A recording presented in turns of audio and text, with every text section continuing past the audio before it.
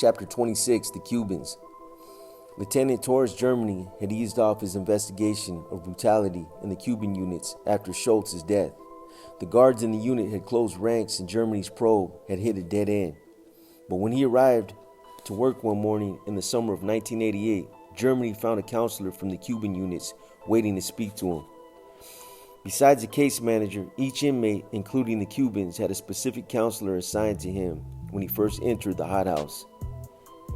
It was his job to help the inmate with any personal problems that might arise.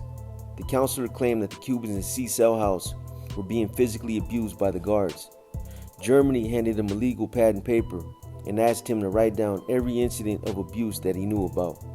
Without hesitating, the counselor began scribbling and had soon filled up several pages. He not only wrote down incidents that he had personally seen, but also stories that he had heard. Among his most serious charges were that Lieutenant Schultz had hit Cuban inmates while they were in handcuffs, and that other guards had chained inmates onto mattresses soaked with feces and urine, dragged handcuffed inmates from their cells. Guards had even planted knives in some of the Cuban cells, he charged. When the counselor finished writing his statement, Germany interrogated him, and the counselor admitted that he personally despised Schultz. "I was glad when I heard Schultz had been killed," the counselor said, "because I had been in that cell house too many times to have missed all these things," Matthews explained later. "You must remember, I talked to Cuban prisoners once a week during my rounds, and none of them ever complained about the sort of charges that were being made. Not one single complaint. Even so, Matthews notified the Bureau's Office of Inspections in Washington, D.C., the equivalent of a police department's internal affairs office, and asked that they send an investigative team to Leavenworth. Calling in a group of outsiders to investigate the Cuban units was not going to help Matthews' already sagging popularity with the hothouse guards.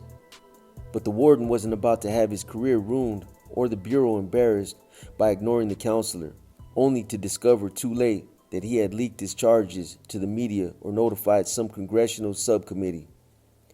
Besides, Matthews said, if any of the accusations did turn out to be true, he wanted the guards caught and punished.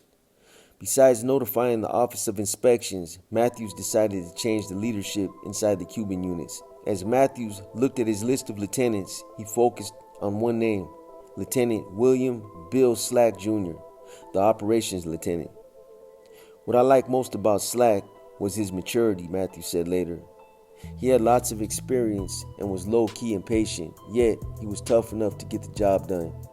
Matthews knew, however, that putting Slack in charge of the Cubans was going to make some Bureau officials nervous. No one ever said anything publicly to Matthews, but the Bureau was still a small enough agency for most employees to know of one another, and nearly everyone in the Bureau understood that the name Slack had a dark cloud hanging over it. Warden Matthews didn't like to take chances, but he wanted the best man for the job, and that was Slack.